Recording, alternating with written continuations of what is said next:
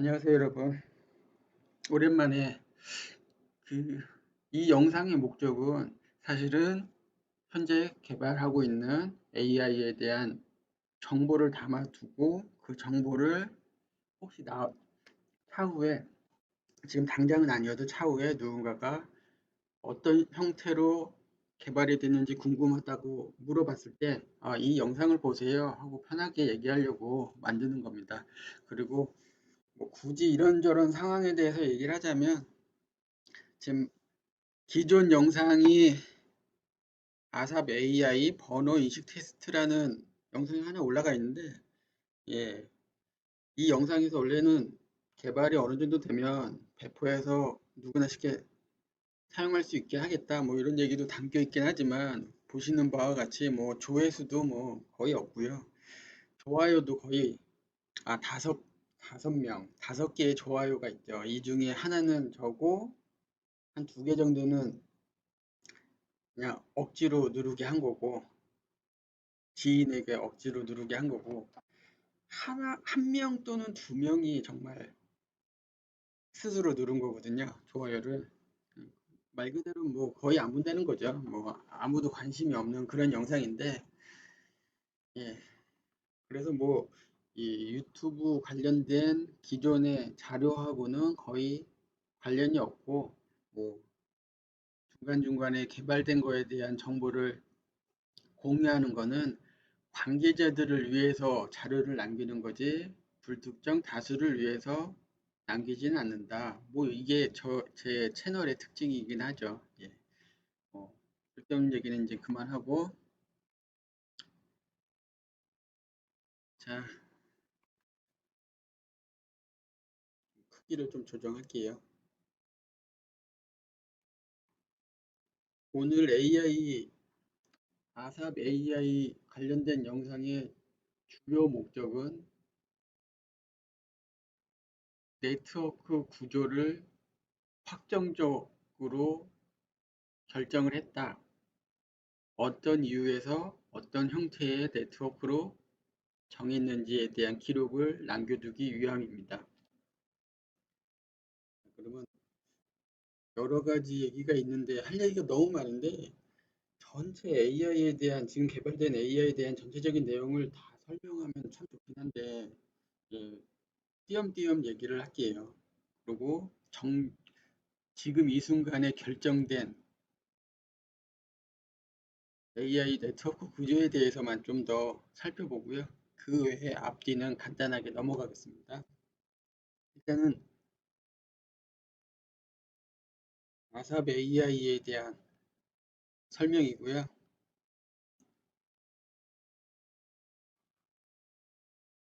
주요 내용은 신경망의 네트워크 구성에 대한 결정, 요거죠. 어떤 구성으로 네트워크 구조를 어떻게 가져갈지 결정을 어떻게 했다. 뭐 요거에 대한 설명이고요. 음, 일단은 AI 구조, 이 AI의 전반적인 내용을 지금쯤 언급을 해놔야 될 것 같아요. 지금까지는 이제는 그 FFPT 시그널에 대한, 그리고 어떻게 분석해서 어떻게 특정적인 특성들이 어떻게 나오고 있다. 그에 대한 그냥 영상만 쭉 봤는데 워낙 많은 데이터와 조건들이 있기 때문에 그냥 그 영상 기록만 남겼는데요. 오늘 이 시점에는 네트워크가 이 신경망, 뉴럴 네트워크예요. 신경망. 신경망 네트워크의 구조가 결정이 됐기 때문에 AI 전반적인 구조가 어느 정도 나왔다는 뜻이거든요. 그러니까 나왔다는 거는 이미 뭐 프로그램이 돌아가고는 있지만, 이렇게 할까 저렇게 할까 이렇게 할까 저렇게 할까 각각의 구조를 어떻게 선정할지 여러 가지 검토를 하고 선택된 그 구조들이 모여서 전체 AI를 만들어서 프로그램이 돌아가는데, 어, 완전히 바꿔야지, 이건 아니야 바꿔야지 할 가능성이 많이 낮다는 뜻입니다. 거의 이 상태로 결정을 할 것 같아요. 어떻게 하냐면 일단은 AI 구조를 뭐 AI 이론적인 측면에서 설명하는 것보다 현실적인 얘기를 하는 게 맞죠. 그래서 현실적인 얘기를 하자면 DAQ로 뭐 NIDAQ를 썼어요. NI 거 썼는데 DAQ로 데이터를 받습니다. 데이터는 주로 X, Y, Z축의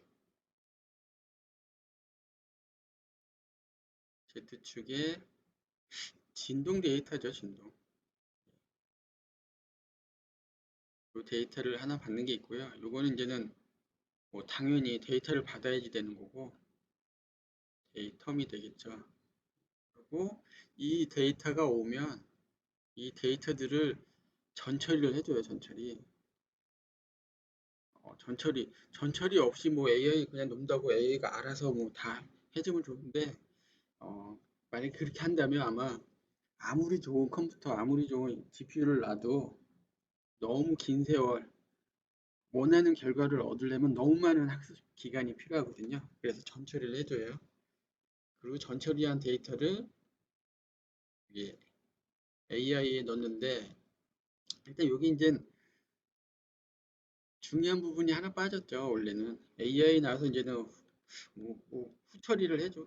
후처리도 해줘요. 판정, 결과에 대한 표현 방식에 대한 사람에게 이런 결과가 나왔다.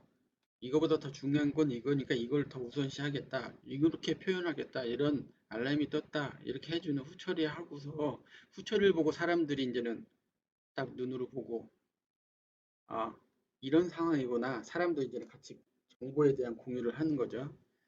근데 요거 하기 전에 원래 하나가 더 있어요.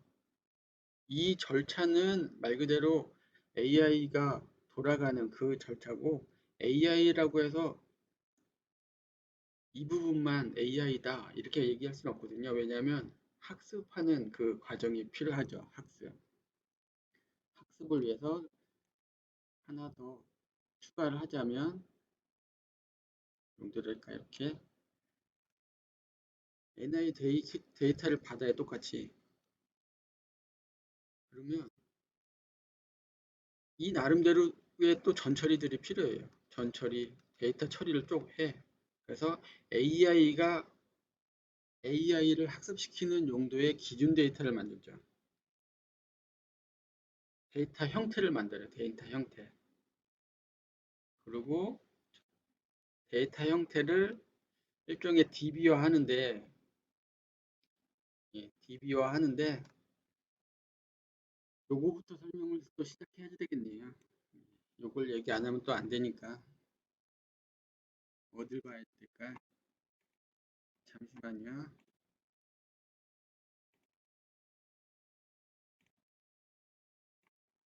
요거 기존에 했던 거 할 때 봤던 폴더라. 잠깐 보고 넘어갈게요. 이게 이제는 C 드라이브에 아삽 vi.com 폴더에 아삽 AI 버전 0.0이라고 돼 있는 폴더 안에 아삽 AI가 들어가고 아삽 스터디 들어가고 DB가 들어가고 심데이터 들어가고 뭐 아삽 스테이터스 AI 뭐 아웃풋 뭐 인풋 이런 게 있는데 이런 거죠. AI에게 어떠한 데이터를 현재의 상태를 인풋으로 딱 넣어주면 AI 프로그램이 DB 안에 있는 모든 데이터를 참고해서 지금 들어온 인풋 데이터는 무엇이다. 이렇게 말해주는 거거든요. 그 좀 전에 영상 처음에 했을 때 녹두리처럼 한 유튜브 영상을 참고하면 좀 더 이해가 쉬운데 인풋을 대충 동그라미 그려놓은 이미지 파일로 인풋을 딱 넣어주면 AI가 돌아가서 얘 지금 0이야. 이렇게 판단해서 출력을 내보내주는 거죠. 여기 DB가 있어요, DB. DB는 이제 DB에 대해서 얘기를 이제 해야지 되는데 뭐 우리가 일반적으로 데이터 베이스를 그냥 DB라고 하니까 여기서 그냥 DB라고 했어요. AI 실제 돌릴 때는 다른 명칭 쓰고 막 그러는데 저는 그냥 DB라고 했어요. 어떻게 하는 거냐면 데이터들이 가져오면 이미 정했어요. 어떻게 전처리 하겠다. 이건 좀 이따가 추가 설명을 드릴게요. 전처리를 이렇게 하겠다. 이런 형태로 데이터를 만들어서 관리를 하겠다. 전처리를 한 다음에 기준 데이터 형태로 만드는데 이게 방법이 하나의 기준 데이터 하나를 만들었을 때 기준 하나를 만들었을 때 이 하나 가지고 모든 걸 다 비교하면 좋은데 그렇지 않거든요. 어떤 상황, 예를 들어서 여기 토끼가 있다. 토끼 말고 특별히 오늘은 토끼 말고 강아지로 하죠. 이 강아지가 이렇게 있다.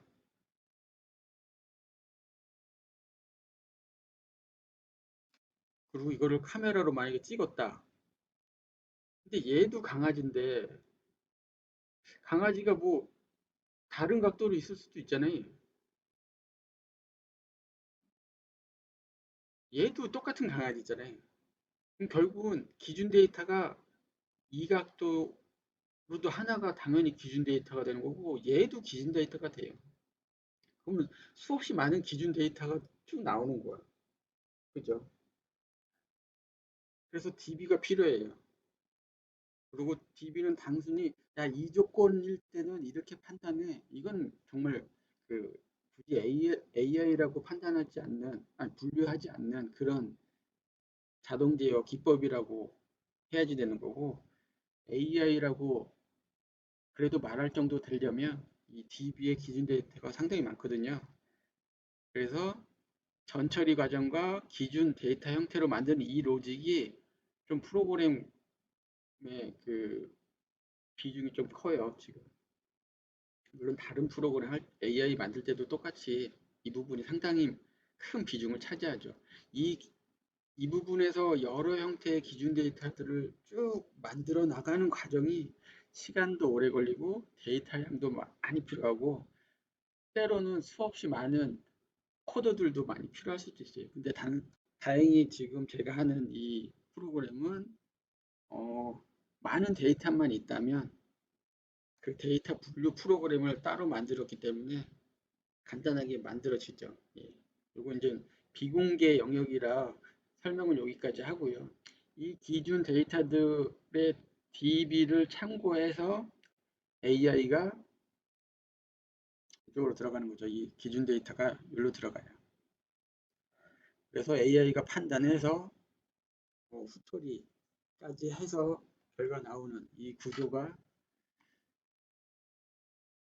되겠습니다. 마우스가 지금 예, 좀 이쪽으로 갈까요? 화이트보드 보드를 좀 지우면서 해야지 되는데 이렇게 해놓고도 지우질 않아요. 다른 정보들이 막 있어. 자, 그럼 기준 데이터가 DB에 쌓였다는 그 정보까지 일단은 공유를 했고 설명을 했다고 치면 다음은 뭐냐? 전처리인데 전처리에 대한 얘기를 하겠습니다. 이거 전처리는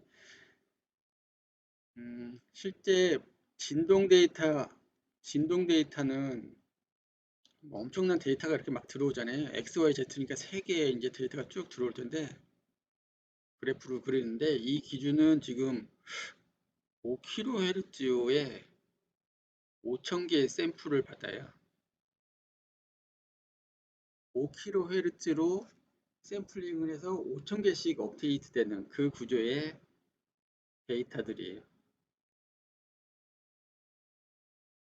자, 이 데이터를 전처리를 안 하고 만약에 AI를 넣는다면 사실 이거 데이터의 개수가 3개밖에 안 되기 때문에 별거 아니긴 한데 그럼에도 불구하고 요 점이 5,000개씩 찍혀서 들어오는 거라 AI가 막 힘들어하죠. 그래서 어떻게 하느냐? 제가 한 방법은 무엇이냐?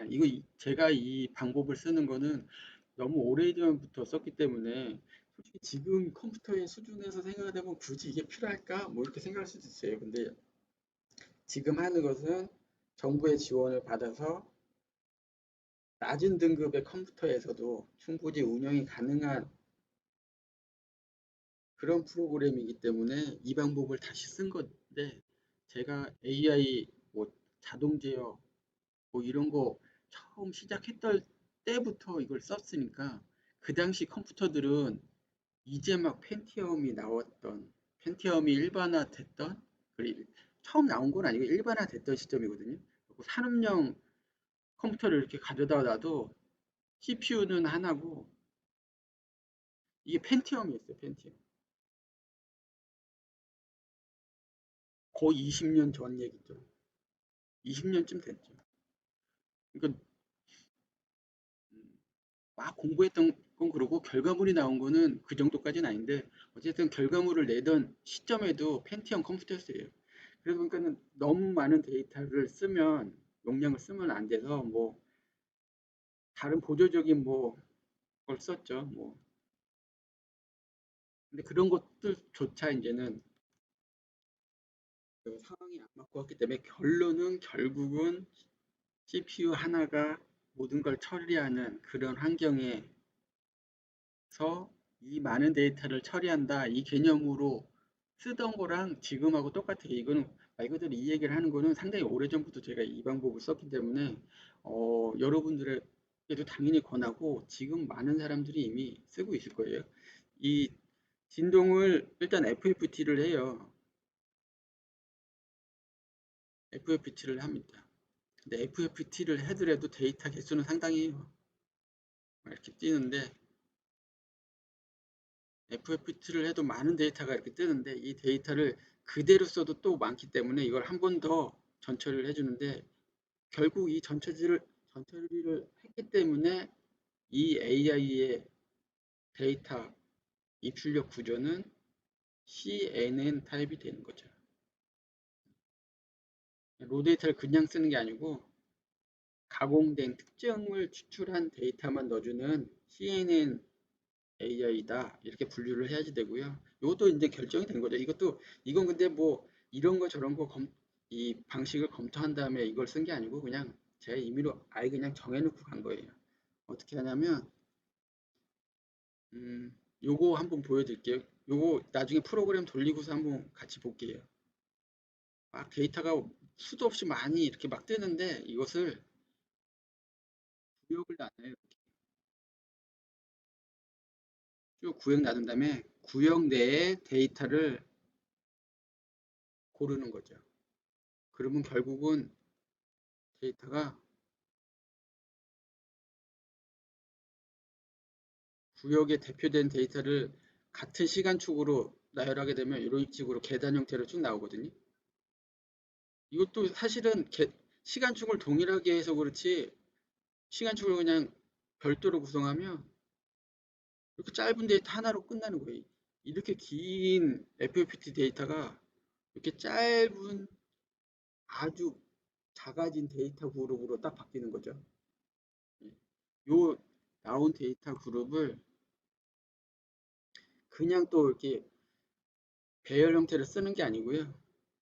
얘를 모아서 이미지 패턴화 시킵니다. 이미지 패턴은 저도 봐야지 되니까 좀 크게 확대를 하면 바둑판 형태가 되고 포인트마다 이제 색깔이 이렇게 어디는 진해지고 어디는 흐리고 뭐 이렇게 되는 거죠. 요거는 요 레벨이 바로 똑같이 들어가요. 실제 색깔을 컬러풀하게 여러 가지 정보를 담으면 좋은데 이 또한 최대가 256이에요. 256. 그래서 이 정도 찬 데이터는 뭐 이 정도 밝기 꽉 찼다 그러면 완전 진해지는 거고. 그래서 요거를 쭉 나눠요. 이게 이 데이터 패턴 이미지 한 장이 X, Y, Z, 웨이트까지 모든 정보가 여기 다 들어가는 거죠.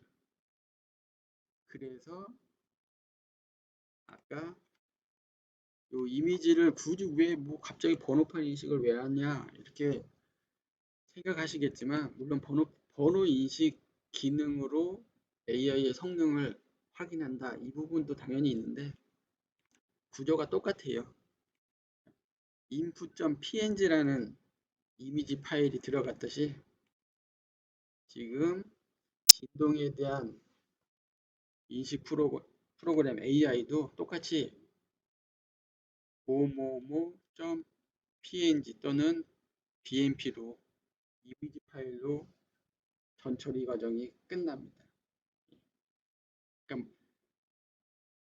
어떻게 되는 거야? 잘 모르겠는데, 에이, 저거 왜 이렇게 많이 바뀌어? 뭐 어떻게 되는 거지? 하는 그 데이터들, 수없이 많은 데이터들이 5천 개, 5천 개, 5천 개니까 15,000개의 데이터에 또 하나하나 의미가 있는 값으로 들어가기 때문에 상당히 큰 범위의 데이터 양을 한 장의 작은 이미지로 만드는 거죠. 이게 아마 좀 이따 확인하겠지만, 뭐 예를 들어서 50 곱하기 50 정도 되지 않을까요?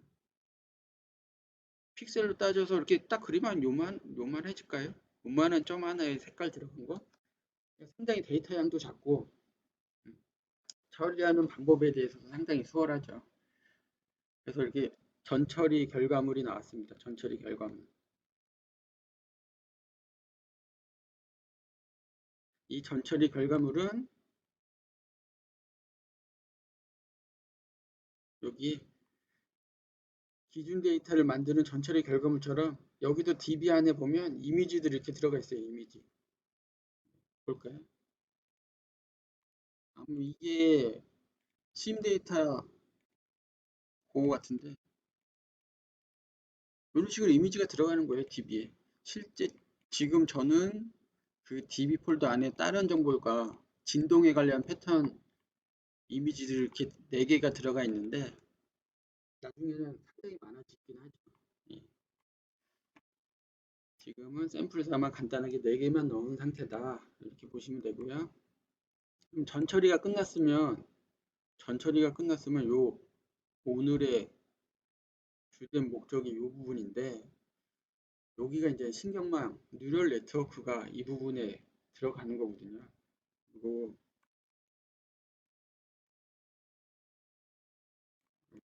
멈추지. 일단은 신경망의 구조는 신경망의 구조를 어떤 측면에서 분류하냐에 따라서 또 분류하는 방법이나 내용이 다른데 지금 제가 보려고 하는 분류는 이거예요. 시리즈 네트워크냐, 대구 네트워크냐, 리커런트 네트워크냐. 도대체 셋 중에 1, 2, 3 중에 어떤 걸로 할 거냐. 요게 중요했죠. 사실은 요걸 어떤 걸 선정하느냐에 따라서 컴퓨터의 등급이 너무 많이 차이가 나거든요. 이걸 간단히 설명하고 넘어가자면 좀 이따가 이제 프로그램 돌리면서 설명을 더 추가적으로 드릴 텐데 시리즈 네트워크는 말 그대로 이거예요. 인풋이 이렇게 들어가면 전처리하고 들어가면 얘가 말 그대로 이렇게 그냥 쭉 가는 거예요. 그래서 결과까지 다른 플로우 위에 그냥 쭉 나온다. 물론 다른 것도 이렇게 있죠. 인풋이 데이터 개수가 여러 개면 여러 줄이 나오죠. 근데 어쨌든 중요한 건 이제는 한 줄 쭉 가는 거야. 이거는 정말로 CPU에게 유리한 조건이죠. CPU는 빠르게 한 줄 하나씩 처리하는 거라 하나 쭉 가는 이 구조는 CPU에게 아주 유리한 구조라 이 구조로 가게 하기 위해서 저는 전처리를 이렇게 해놓은 거예요. 근데 이 대그 같은 거는 이거 설명이 필요할지 모르겠는데 대그는 이제는 여러 개는 아는 거죠. 뭐 끝없이 막 증폭을 하는 거야. 이건 뭐 몇 개로 나누는데 뭐 이건 설정하기 나름인데 보통 그 AI 한다 그러면은 구글 같은 데서 제공한 예제를 가지고 돌리는 게 보통이거든요. 대부분 다 그러는데 구글에서 나온 예제를 돌리면 구글 예제 AI가 이만큼의 그 프로그램 덩어리가 있다 하면 보통 일반적으로 쓰는 사람들이 구글 AI를 돌려서 이런 결과가 나왔다 이렇게 말하는 전문가들 대부분은 구글 전체 AI의 일부분만 실제 사용하는 거거든요. 나머지는 그냥 갖고 있는 거야. 왜냐하면 구글에서 이 AI를 해줄 때, 제공할 때 누가 어떤 환경에서 어떻게만 쓸지 정해놓고 개발한 게 아니잖아요. 어떤 사람은 이 부분 쓰고, 어떤 사람은 이렇게 쓰고, 어떤 사람은 이만큼 쓰고, 어떤 사람은 요만큼 쓰고 할 텐데 그걸 다 커버할 수 있는 아주 큰 덩어리를 그냥 만들어준 거거든요. 그렇다 보니까는 이 구글 예제를 만약에 돌리려면 그 덩어리를 다 돌릴 수 있는 컴퓨터를 준비해 놓고 요만큼만 쓰는 거죠. 그래서 제가 지금 그 개발하는 그 조건하고는 상당히 거리가 멀어요.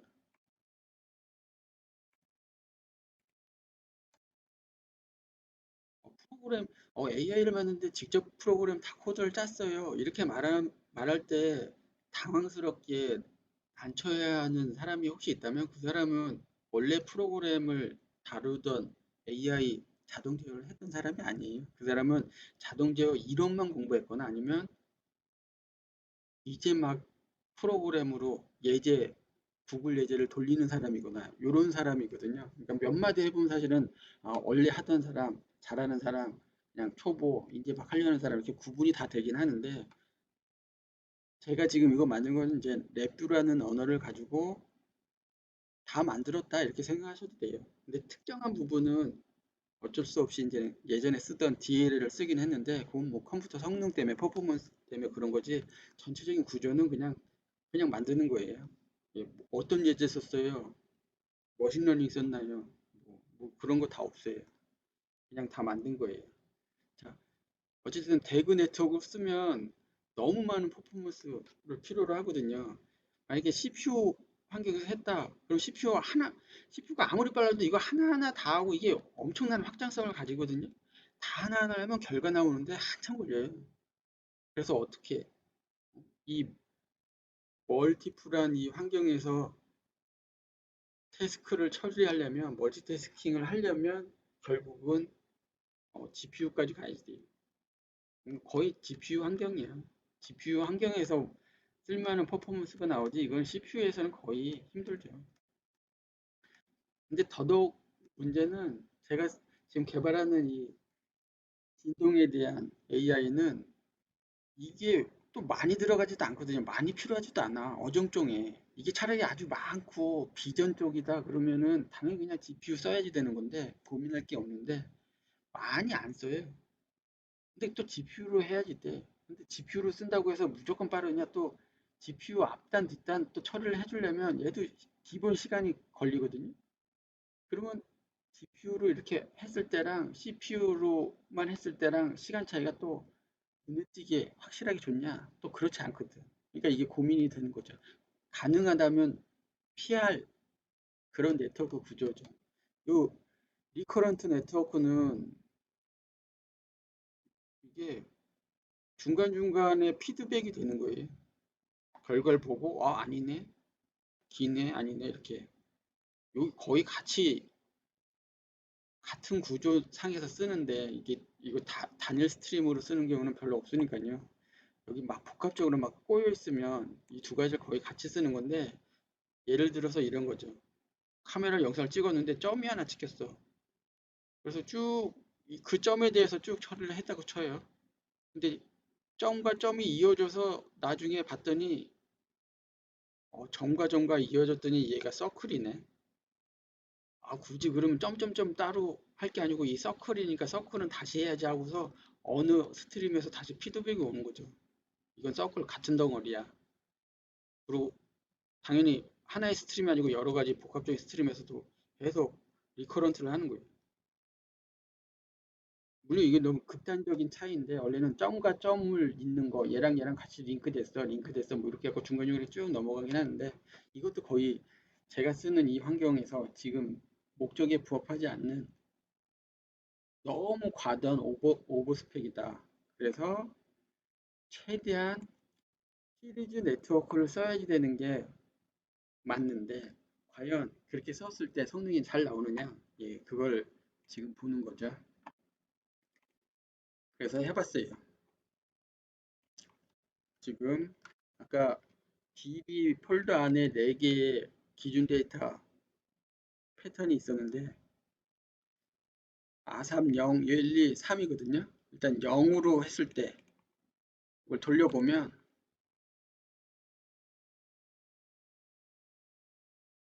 지금 FFP 원래 이미 데이터를 많이 쌓아놨거든요. 그 쌓아놓은 데이터를 다시 불러다가 FFT로 변환한 다음에 변환한 다음에 기존 데이터랑 비교했을 때 이런 결과예요. 이 데이터의 개수는 어, 대략 한 180개 정도 되네요. 상당히 지금 짧게 그냥 보지만 실제 이 데이터를 모으려면 몇 시간 걸려요. 그리고 1번으로 케이스 0123이라고 봐도 되겠네요. 아삼 0123을 케이스 0123 했고 지금 케이스 0에서 1로 넘긴 다음에 또 돌려본 거고요. 그 결과가 이렇게 나와요. 0부터 1 사이의 값으로 분류를 하는 건데 그리고 2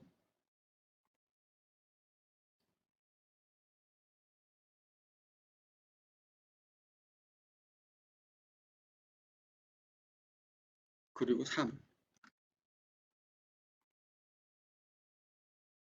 지금 저는 그냥 S 시리즈 네트워크로 가기 위해서 보기 때문에 아주 잘 나왔다 이렇게 보겠지만 솔직히 잘 나오지는 않죠. 자, 여기서 잠깐 넘어가고 설명을 하고 넘어갈 게 뭐냐면 아까 전에 전처리 과정에 대한 그래프를 한번 볼게요.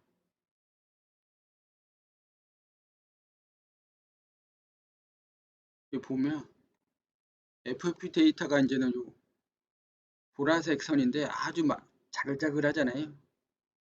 그리고 위에 굵은 검은색 선이 계단 형태로 그루핑을 해서 보여주는데 또 좀 할 얘기가 많은데 이걸 해야 되나 말아야 되나 좀 그러네.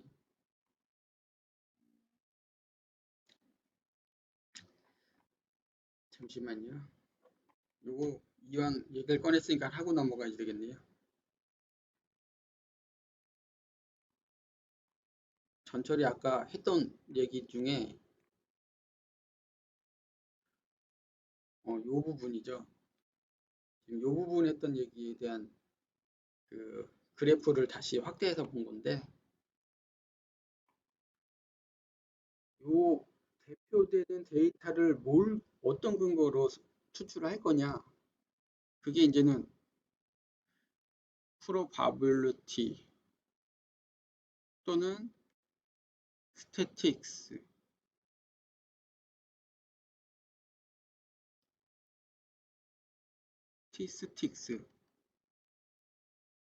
그리고 correlation 요 세 가지 측면에서 이제는 결정을 하는 거거든요. 이거 뭐 스펠링이 어정쩡한데 요 확률과 통계예요.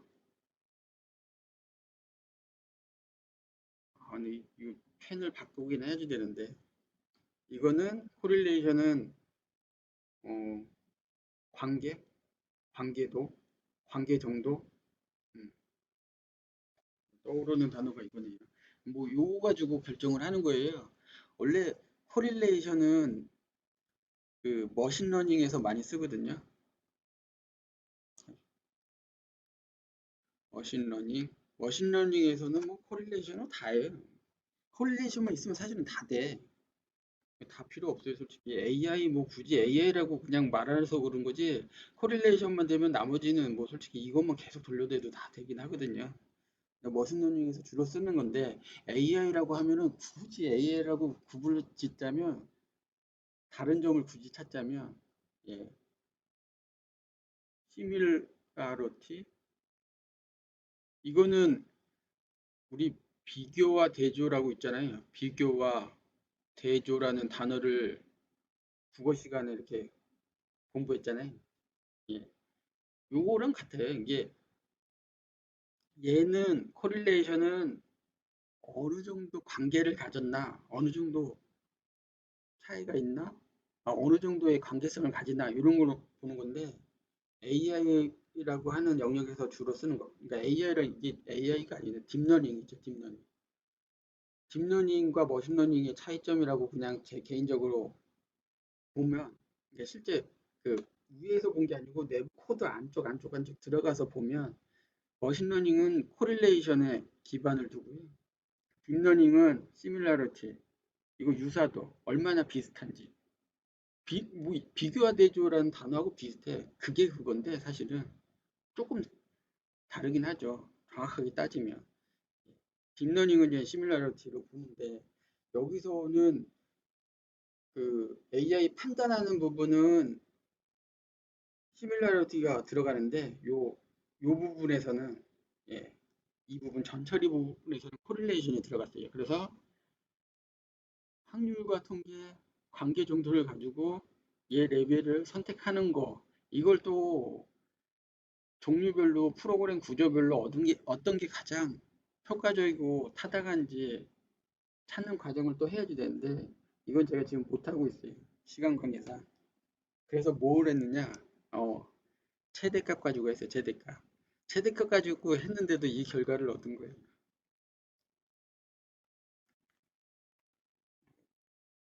운이 좋다고 얘기해야지 되는 거는 아니고 최대값만으로 해도 평균 뭐 방법은 더 쉽죠. 평균값, 최대값, 아니면 최소값. 뭐 최소값은 솔직히 말도 안 되고 평균값은 왜곡이 너무 심할 것 같고 아, 최대값을 하자. 뭐 RMS 할래? 그거 다 필요 없죠. 그냥 최대값. 오케이. 그래서 얻은 게 이 그래프고 이 그래프를 제가 복사를 한 다음에 확대해서 한번 같이 보죠.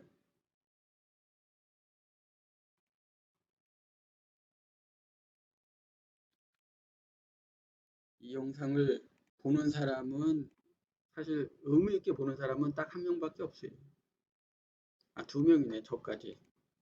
이게 어떤 작은 기관, 작은 회사에서 의뢰를 받은 거면 그 개발 기간을 딱 정해놓고 개발한 다음에 딱 납품하면서 이런 설명을 하고 그냥 그대로 끝인데 지금 하는 이거는 꽤 오랫동안 하는 과제이기 때문에 지금 이걸 정리해서 기록을 안 남겨두면 하드 카피나 뭐 문서 작업을 해놔야 되는데 그럼 또 너무 많거든요. 그냥 찍어놓고 저랑 또 관련된 담당자랑 뭐 1년 뒤든 언제든 볼 그런 영상이기 때문에 솔직히 너무 그 친절함이 부족하죠, 역시나. 이해해 주시고요. 혹시 보시게 되는 분이 있다면 아 그런 거보다 하고 쭉 봐주시면 될 것 같아요. 자, 뭐 확대는 이게 축소는 바로바로 반응을 하는데 확대하면 한참 걸리네. 자, 요걸 볼게요. 살짝 위로. 일단은 케이스가 4개예요.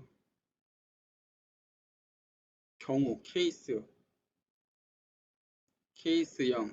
그리고 컬러풀하게 나오냐 또 이걸로 하죠. 그리고 케이스 1, 케이스 2, 케이스 3 요건데 좀 전에 같이 본 것처럼 이 부분 좀 굵게 이 부분 좀 굵게 안 될까요? 굵게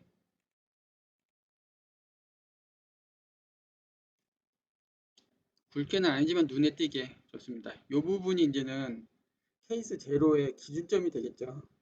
여러 경우의 판단 결과를 쭉 비교해서 봤을 때 최저점과 최고점은 여기까지 상당히 폭이 넓긴 한데 대략 평균은 이 정도인 것 같아요. 그죠? 케이스 제로는. 그 다음에 케이스 1은 한 요 정도 같아. 예, 요 정도 같아. 뭐 최고점과 요 정도 있지만 최저점은 여기까지 있어. 뭐 어찌됐든 상당히 바운더리는 넓지만 평균값 기준으로 하면 케이스 제로랑은 확실히 구분이 된다. 케이스 2도 마찬가지죠. 케이스 2도 확실히 구분은 돼. 평균적으로는. 근데 최고, 최저 따지면 상당히 바운더리는 겹치는 부분이 많다. 케이스 3는 얘 또한 평균값 확실히 구분이 돼. 근데 최고, 최저 확실히 바운더리가 넓죠. 이 얘기는 뭐냐면 어떤 아, 이 시스템에 대한 설명을 잠깐 해야지 되겠네요. 이 시스템은 뭐냐면 케이스 제로는 가공용 스핀들이 오프된 상태예요. 스핀들 오프. 얘는 스핀들 왜 안 써져 또? 자, 좀 기다리면 딱 뜨지 않을까? 검은색으로 하죠. 스핀들 온.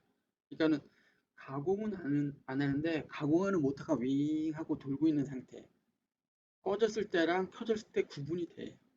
그리고 케이스2는 이게 프레시한 툴이야. 그러니까 정상 툴.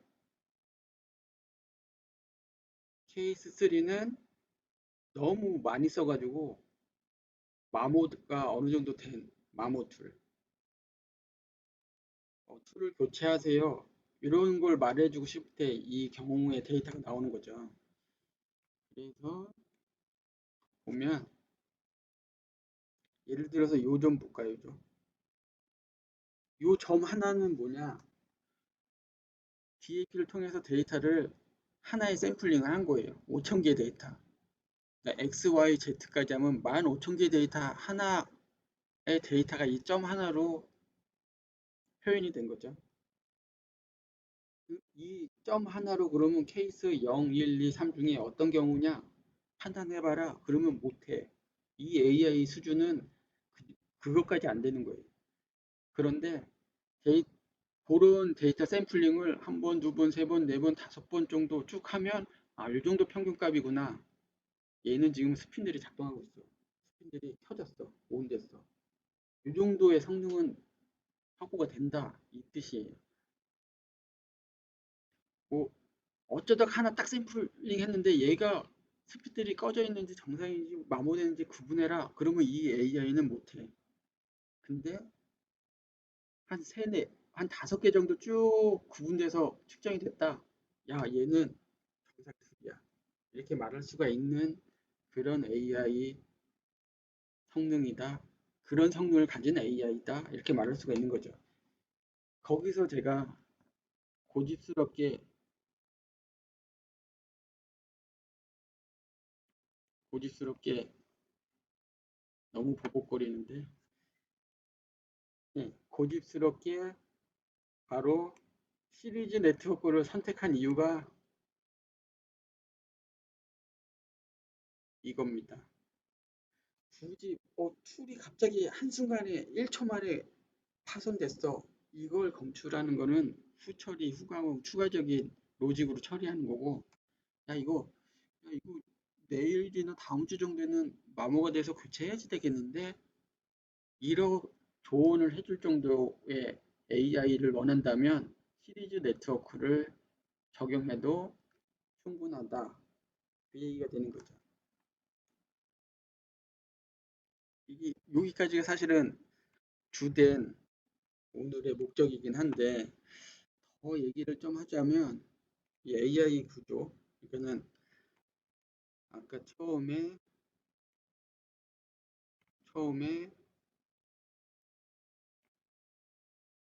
이 부분인데요. DAQ 나와서 전처리하고 AI하고 후처리하고 사람에게 결과를 보여준다. 이 부분에 대한 프로그램이 어떤 형태냐? 이 프로그램은 못 보여드리겠네요. 이거는 나중에 실물을 보시고요. 이 프로그램에 대한 이제 설명을 좀 해드리고 끝내는 걸로 그렇게 하겠습니다. 끝나고 영상 끄고 꼭 화이트보드를 지워야 되겠네요. 자, 일단 DAQ에서 나온 데이터는 아까 5kHz에 5,000 샘플 초당 5,000 샘플씩 온다. 뭐 그거고요. 그 데이터가 들어오면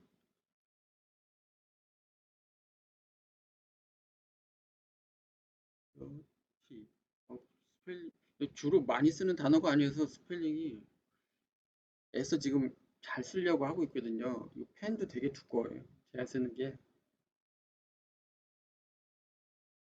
이 정도면 충분히 알아보실 수 있을 것 같고 저도 나중에 스펠링 혹시 생각 안 나면 볼 수 있게 잘 썼고요. 요 기법 중에 투박하게 그냥 맥스로 선택된 그러니까 DAQ 들어오고 전처리 CNN에 대한 얘기 중에 굳이 특화된 부분이 뭐냐 할 때는 요 맥스 값이 CNN으로 선정하는 기준 중에 하나가 이거다. 물론 FFT 기준이에요. FFT를 먼저 하고 그 중에 맥스 값으로 해서 데이터가 그 전에 데이터 개수를 볼까요? 그 전에는 FFT 하기 전에는 5000개 곱하기 3개였거든요. 근데 FFT를 하고 난 뒤에 요게 500개 500개 곱하기 3개 1500개의 데이터였는데 맥스 값으로 다시 한번 더 조정하니까 800 곱하기 3개네요. 조정하니까 실제 전처리로 끝난 데이터의 개수는 총 300개예요. X, Y, Z 다 합쳐서 300개. 이렇게 단순하단 300개로 축소된 데이터를 FFT 해서 나오는데 여기서 또 하나가 있네요. 여기서 이게 설명이 효과적으로 될지 모르겠는데 여기 개념이 커넬 바운더리가 또 나와요. 실제 그 개발된 프로그램에는 제가 이걸 여기다 넣었어요. 왜냐하면 FFT 데이터가 최대값 맥스를 썼는데 처음에 맥스를 썼더니 정말 어이없는 결과가 중간에 계속 나오더라고요. 봤더니 FFT 데이터를 이렇게 보시면 주로 앞쪽에 T는 맥스 값이 주로 나오거든요. 물론 다른 축에 따라서 다르고 상황에 따라서 다르지만 보통 여기에 노이즈성 뭐 이런저런 것들이 막 앞쪽에 많이 쏠리는데 그 최대값이 터무니없이 높게 나오는 경우가 은근히 많더라고요. 이거를 그냥 고민 안 하고 맥스 값으로만 하면 이 아래쪽 특성이 나오는 데이터들은 그냥 아래로 다 깔리는 거예요. 저 아래로. 너무 작은 값이 돼서 최대 요 300개의 CNN 데이터에는 최대 맥스 값이 0부터 255니까 255 기준으로 얘를 분류를 하면 여기는 뭐 0, 1, 01 노이즈냐 아니냐 없냐 데이터가 있냐 없냐 구분이 안 되는 그런 상황이 돼가지고 커넬 바운더리를 적용을 했어요. 요거는 정확하게 어떻게 넣었다 요거는 공개가 좀 그러네요. 요거는 이제는 FPT 장비의 특성에 따라서 결정이 되는 거기 때문에 이건 뭐 설명을 안 해도 문제는 뭐 이해하는데 문제는 없을 것 같고요.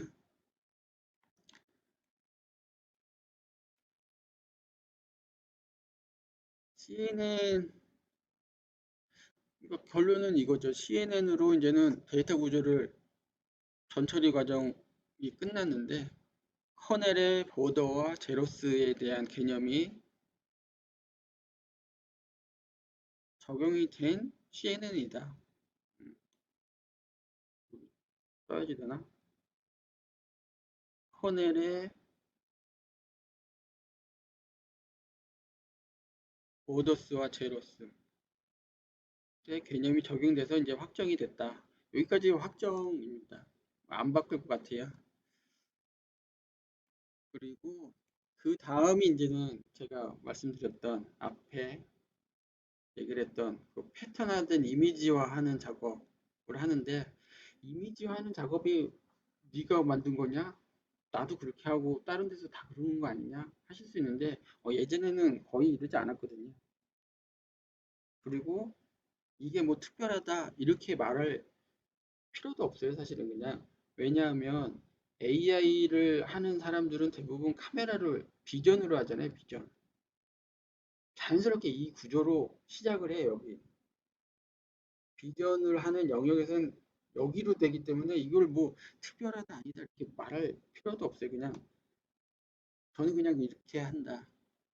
그리고 이 패턴화된 이 이미지화하는 이 작업에 BMP로 그냥 할 텐데 황제자를 이미지 작업할 때 이 과정에서 정말 특이하다. 저만의 방법 중에 특이한 그러니까 아삽 AI의 구조의 특징이 뭐냐 한다면 이 부분입니다. 뭐냐면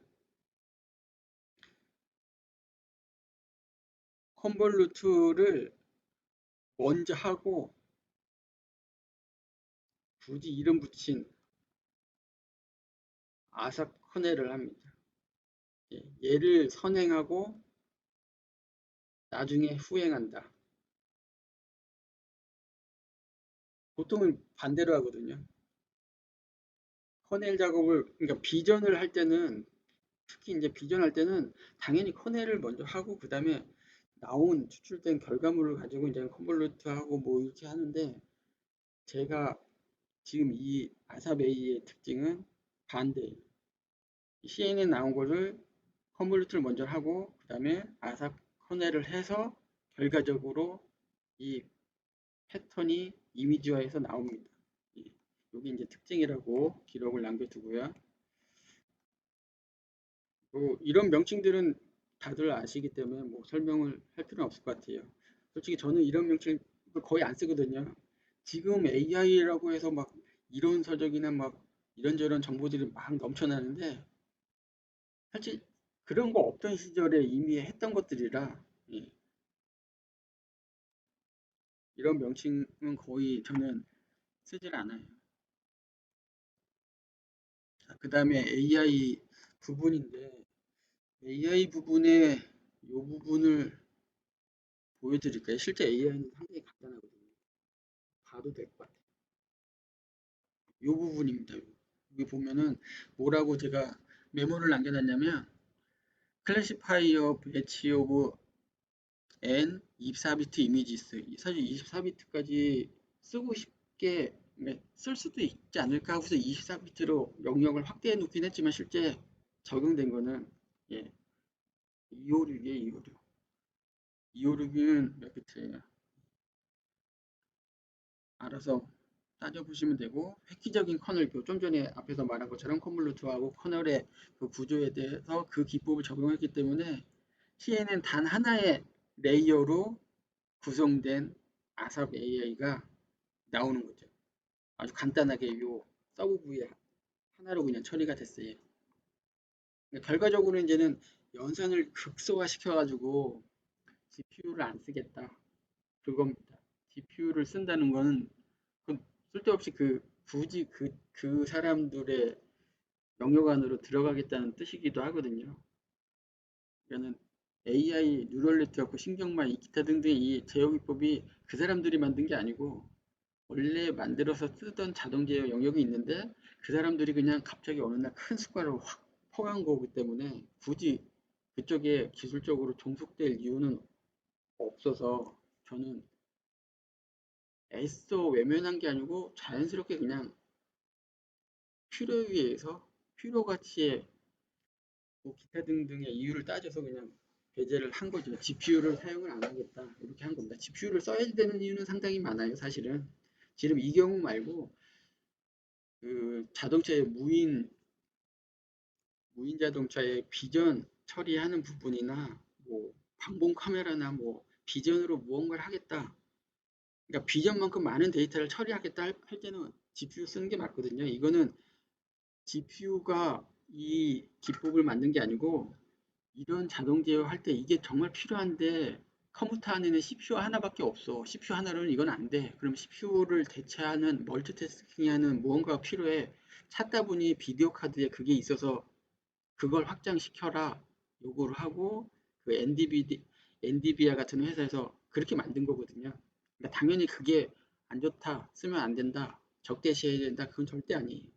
GPU는 당연히 써야 되는 건 맞긴 한데 아무 AI나 다 쓸 필요는 없다는 거예요. 그냥 CPU로 해도 충분한데 굳이 그 예제를 돌리기 위해서 그 GPU를 똑같이 써야 된다? 그건 잘못된 거죠. 정말 이제 뭐 학생들 처음 공부할 때는 그래도 되겠지만 꼭 그럴 필요는 없는 거다. 요 아삽 AI에 별거 없어요. 이게 핵심이 아닌데 미안해. 이게 핵심이 아니고 사실 이게 핵심이죠. 이 안에 별거 없어요. 자, 여기 그 DLL이 하나 들어가 있는데 이게 예전부터 제가 쓰던 거라 썼는데 이 로직은 간단해요. 그냥 데이터의 그냥 신경망 구조 자체가 사실은 로직이 간단하거든요. 그 간단한 로직을 어마어마하게 많이 돌리려면 맵뷰로 그 코드를 구현하면 컴퓨터가 너무 느려져요. 그 연산 결과를 얻으려면 너무 시간이 많이 필요해. 그렇게 빠른 쓸만한 속도, 처리 속도, 결과물을 얻으려면 방법은 하나밖에 없죠. C나 C++ 안에서 돌아가는 로직을 만들어서 DLL로 갖다 쓴다. 요거거든요. 물론 프로그램 구조도 아주 퍼포먼스에 초점을 맞춘 프로그래머가 만든 C++ 언어가 프로그램이 필요해서 저도 이걸 쓴 겁니다. 내용은 간단해요. 내용을 얘기를 또 해놔야지 되나요?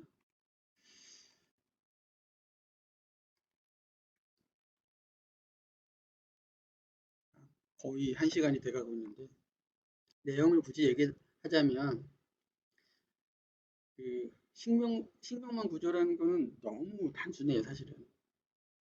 이 얘기는 뭐냐면 고전 수학하고 제가 예전부터 계속 얘기하는 현대 수학이 있잖아요.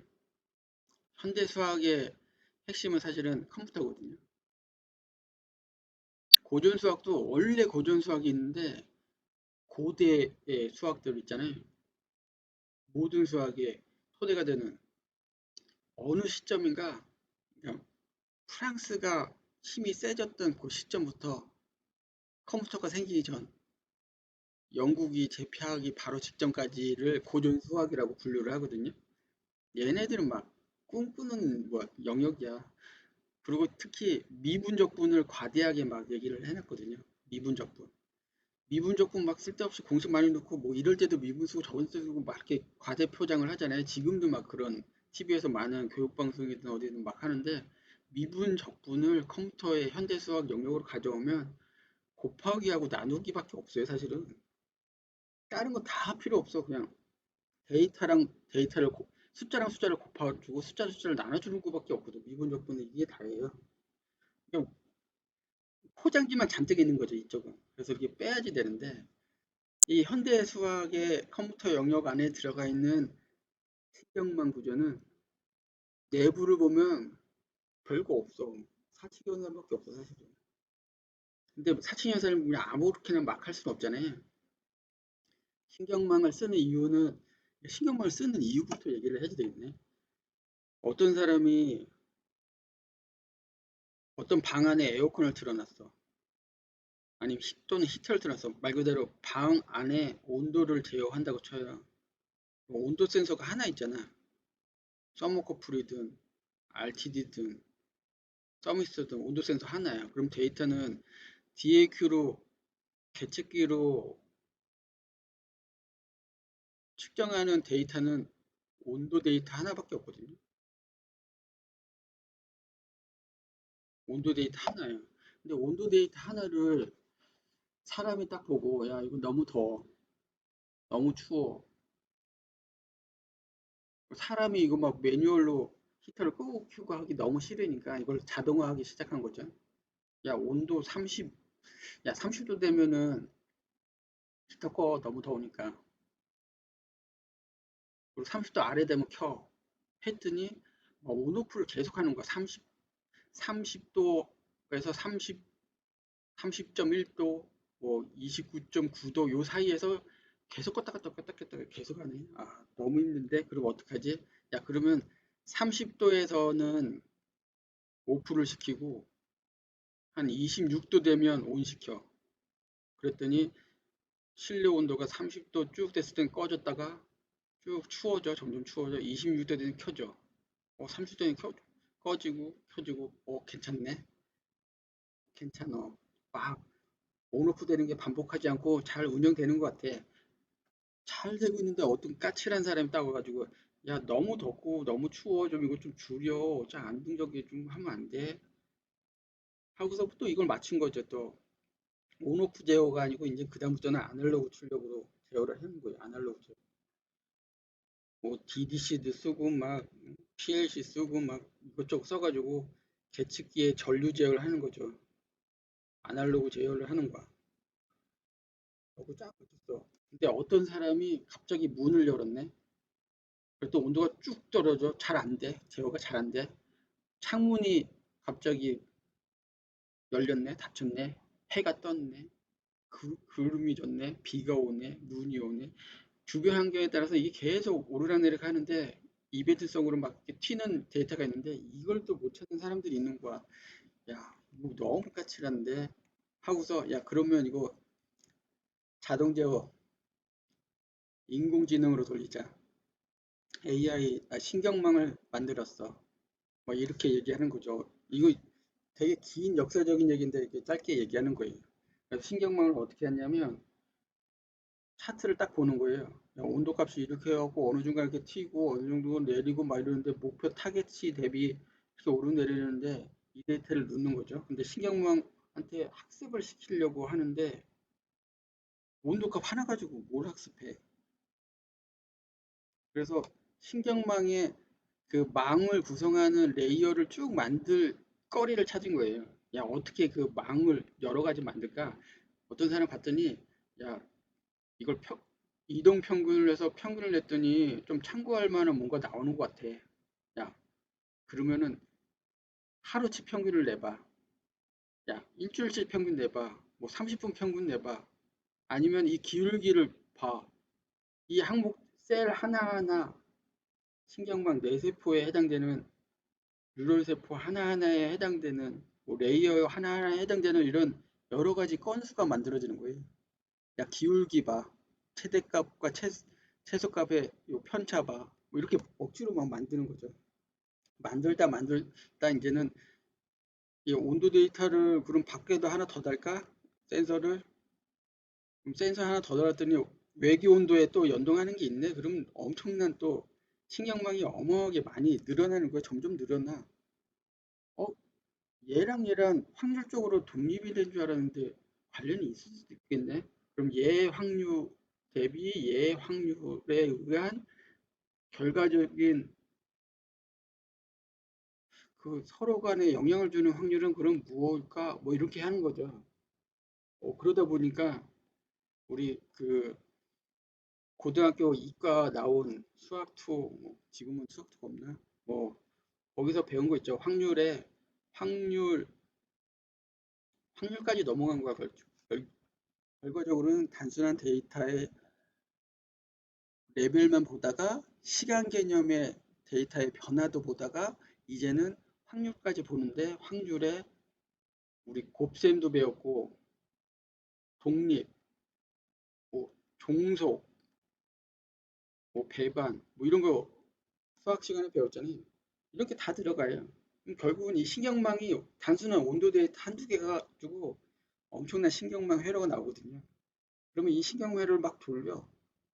그러면 이런 조건 저런 조건 지가 뭐 쓸데없는 조건도 엄청 많을 텐데 야 이럴 때는 이렇게 꺼야지 된대. 요 정도 레벨로 커런트를 출력하면 된대. 요 정도 레벨로 커런트 출력하면 된대 하고서 이제 출력이 나오는 이게 이제는 신경망의 기본적인 내용인데 이러면서 당연히 나오는 이게 다 사칭 이 안에 내부는 사칭 현상이에요. 아까 전에 그 잘해야 코릴레이션 돌린다고 제가 말씀을 드렸었는데 코릴레이션 정도만 해도 상당히 복잡한 사칭 현상이죠. 실제 내부는 잘해야 확률이야. 확률도 원래 기본적으로 여기서 쓰던 이 프로그램 처음에 만들던 사람이나 이걸 생각했던 사람이 야 확률 넣어야지. 확률 이거잖아. 확률 여러분들 알잖아요. 백분율 구하는 거 같잖아요. 이거 넣어야지 했는데 나중에 이게 워낙 유명해지고 잘 되니까 야 어느 나라에 어떤 사람이 이런 걸 예전에 생각했었대. 그 사람 참 대단하다. 천재인가 봐. 막 이런 얘기가 지금 막 나오는 거죠. 결국은 다시 이 AI 영역도 현대의 컴퓨터 영역을 어느 정도 확립을 해 나가다가 완성도가 보인다 하니까는 고전 수학에 있던 사람들이 막 몰려와가지고 야 이거 내가 했던 거야 막 이러고 있는 상황이거든요. 전 세계적인 흐름으로 보면. 그래서 중요한 건 그 단순한 사칭 연산을 반복적으로 아주 빠르게 하기 위한 그 DLL 파일이 하나가 들어가요. 그 외에는 다 랩뷰로 다 만들어진 겁니다. 됐죠? 그리고 끝은 여기서 마지막이 필요하네. 마지막 끝부분 마무리.